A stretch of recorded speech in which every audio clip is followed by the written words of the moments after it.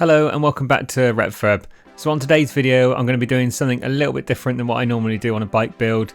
I'm going to be doing a wrap build, which basically means that there'll be no sort of shiny new painted parts on the bike. I'm just going to be trying to restore everything on it just to show that you can buy an old retro bike which needs a bit of attention and get it back up to nice working condition without spending too much money. Well, hopefully that's what I'm aiming for anyway. But obviously, as you can see straight away, the bike's a GT Pantera 1997. The derailleur that I'm moving at the moment isn't the original, so there will be some parts that I do have used that I'm going to use on the bike, but I'll take that into consideration. Obviously, the rear derailleur I've just taken off could be used again, could be cleaned up, but I'm going to put an stx-rc on there, which was on the bike originally. Everything else on the bike, I think bar the front derailleur, I think isn't original. I'm pretty sure everything else is original. I might be wrong, but as you can see, I'm just working through the strip down process now. I'm trying to use as many tools as possible which aren't specialist. Now you will see some of them like this crank removal tool, which is a specialist tool. I'm just trying to do it so that the average person who might be looking for a cheap bike to, you know, use it as a commuter bike or just a leisure bike, and they haven't got all the specialist tools, that they can do this without getting them. Some tools you will have to have, like that crank removal tool. I'm going to split the chain, which again, that's a specialist tool. I mean, you could technically cut it maybe, but I mean, I wouldn't recommend doing it. If I was doing this bike like I do the normal builds, I would just replace the chain. I wouldn't even bother with it, but I'm going to just be replacing the split link on that one. So I'm just working through, just taking the brakes off now. The wheels are all off. And as I go through the project, I'll just go through the bits that I have to replace and I've got no choice, purely because they're either not safe or not usable. But as you can see, the grips, they're pretty rough to be fair. So I've got a pair of old grips in here which are good, that I had on a bike years ago, which I've got in my sort of parts bin. But again, you can buy a set of cheap grips for probably a few pound, to be honest, on eBay, even if you said £6 in total. So it's not a massive deal that. Most of the other parts hopefully will be okay, but as we go through, we'll just look at them. And as I say, I'm going to try and rebuild and clean up and re-grease everything that I can.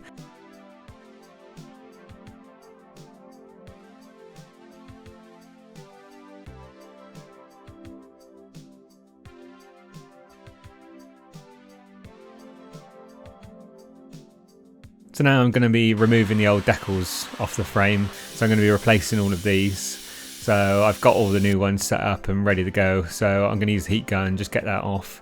It makes it easier, it softens the adhesive, and then you can peel off the old decals. So I'm going to do this with all of them. I won't show every single one that I'm peeling off, but as you can see, I've done that now. Now I'm going over giving the frame a quick clean up because it's a bit grubby, just with some soapy water here and a sponge. And then once I've done that, then I can go over it with some solvent-based degreaser and just remove all the grease and then get it ready to then prep the frame up.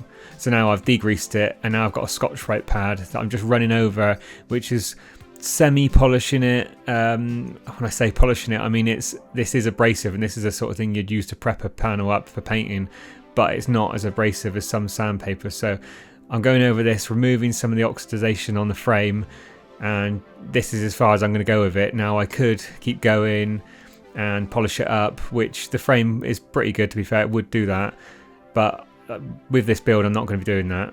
So now moving on to the fork, similar sort of process, cleaning, degreasing, and I do touch in the black parts in it later on, which have got a bit of rust. So now the bearings, now just removing all of them out of the cage, degreasing it all, and then I put it all back in, and then once all the bearings are put in there, I put some nice new grease in there. So again, you probably would replace this, but it's perfectly usable for what we want to use it for. So this is the top bearing now. I've done the same process as I did with the lower one.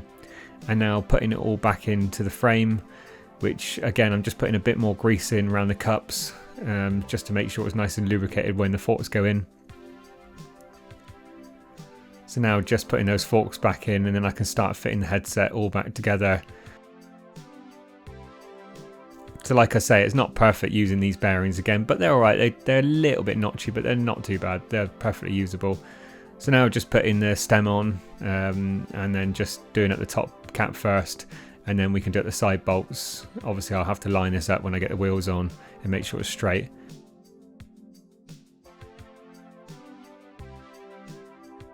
And now on to doing the brakes. So again with these, just removing the brake pads. Now these brake pads weren't any good, to be honest, so I had a set of similar V-brakes, the LXL type, which had some brake pads on them which were pretty good, so I've used them on here. You'll see me putting the old ones back on there, but I don't actually use them. I take it all off and then use those other ones which are all used, but they're perfectly usable.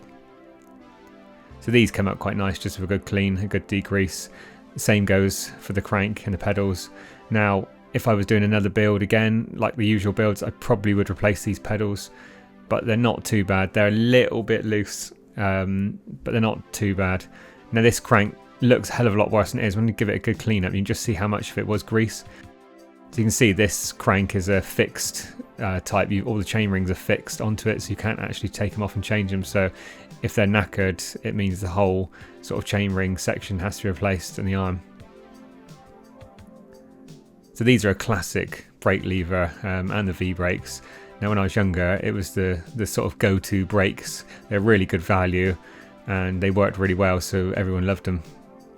Now on to doing the front trailer. So this is a Dior type, so obviously this is a lot newer than what would have been on the bike originally. It would have been an stx-rc, I think, but someone's obviously replaced it, so I'm going to do the same.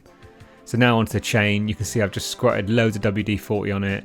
I'm going over it with some wire wool, just cleaning it up and getting it back into serviceable condition. And I do put a new chain link in there, which is one of those removable types, and just making sure that the WD-40 is all penetrated.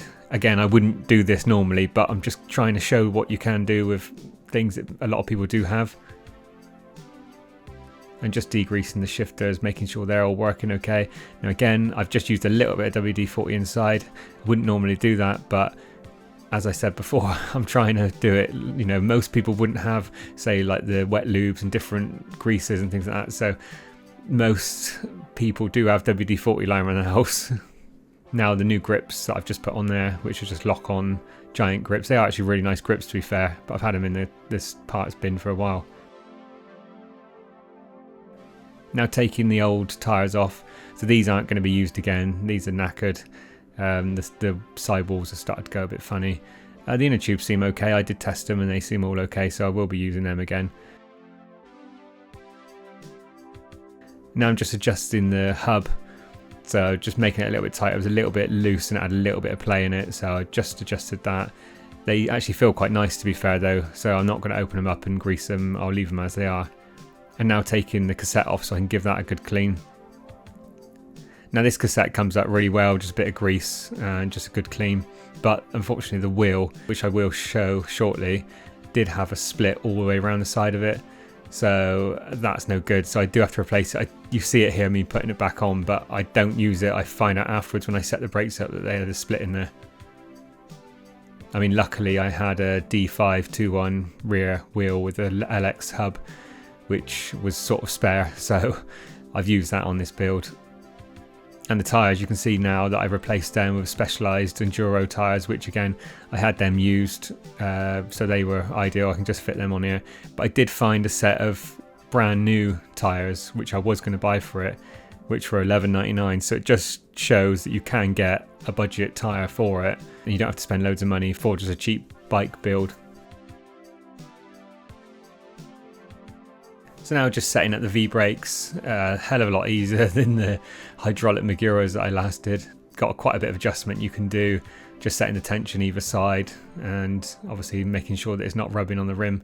But I did have to get the spoke key out on this one just to true the rim a little bit in some places because it did rub as it was going around.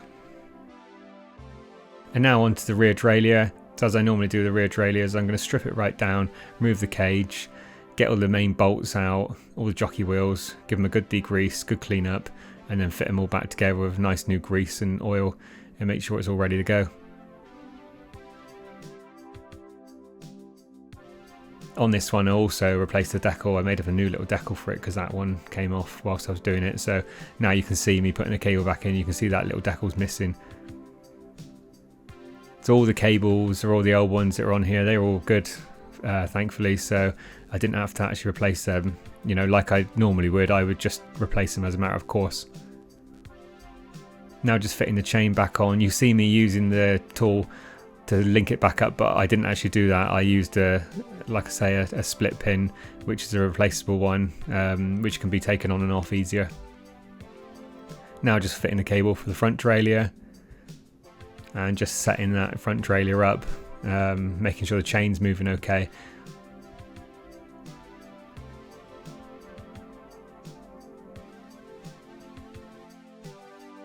Now I've made up some new decals for the frame, so I'm just lining them up and getting them fitted. So this is a full set of decals that I've put on there, which is these main ones, the front tube, the Pantera decals, there's a small one on the down tube. The front forks have got 2 small little GT logos and then a little warning sticker on the bottom of them. And also on the core stem, I've replaced the decals on that. So now that it's all back together, let's take it for a quick ride.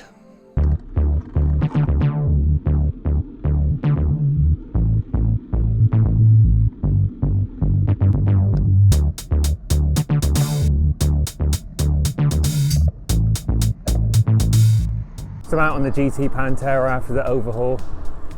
Obviously it's not a major overhaul that's done on it. It is mainly a tidy up. Tried to keep everything I could and just sort of show what you could do with a sort of cheap budget on a retro bike and whether it's worth it. So really quick one, really. This bike rolls really well, probably because it's a hardtail and it's got rigid forks, which obviously help. Position of the seat and the handlebars, because it's got flat bars, you sort of leant over a bit, but it's not that bad. Gears are not changing great at the moment, to be honest. They need a little bit of adjustment. They're all right, they almost take a little bit longer than what they could do, but to be fair, it's not that bad. The bike really would be an ideal commuter bike. I kept within the budget that I wanted to keep within. Obviously I used a few used parts that I had, but what I'll do is sort of list out what it would cost if you just bought cheap replacements or cheap used parts, because obviously not everyone's going to have all those bits. But yeah, it just goes to prove really that just a little bit of time and effort you can bring back a bike which it wasn't that bad, to be fair. It sort of looked worse than what it was really. Obviously the frame, you would probably be able to polish it up, well, you would be able to polish it up nicely. Shame about the rear wheel, it had the split in it, so that couldn't be used, that had to be replaced. There's no way you can salvage that. But yeah, the frame would polish up nicely. I just used the Scotch-Brite pad, which is a little bit coarse, but you know, you'd have to sand it down anyway. It'd have to be sanded down more and then polished, but obviously the aim of this build was just to keep the budget down and just prove that you can build like a nice simple bike with a low budget, which is what I've managed to do. I think the tyres, I found some tyres for, I know they were only budget ones, but they were sort of 12 quid I think for a pair. So it just shows you can build it cheap and perfect for someone who just wants to commute, something cheap, don't want to spend a lot of money. Just put a little bit of time into it. The tools that I've used, I've tried not to use too many specialist tools doing it. A couple of little bits I've had to do, I couldn't not use them, but even when it came down to chain, I basically soaked it in WD-40, cleaning it with WD-40 and scrubbing it off. Now I would never normally reuse the chain like this, I'd just replace it, but just purely for the video, it just goes to show that you can do it. I bought a new link, like a split link that had to be replaced. So yeah, it's pretty good. It rides pretty well, to be fair. No sort of issues apart from the gears, just probably tweaking a little bit. Brakes are all working all right. Feels quite nice to ride, considering the tyres are not smooth road tyres and they are a bit knobbly. They do roll quite well, to be fair.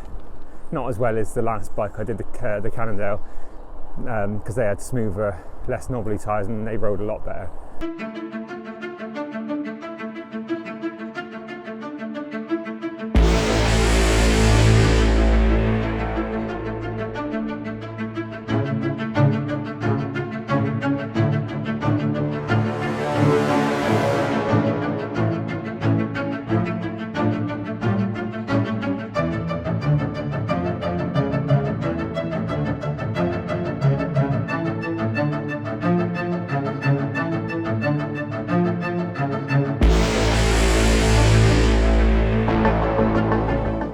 As you can see, the bike came out really well and I achieved what I wanted with a rat type build, using as much of the original parts as I could.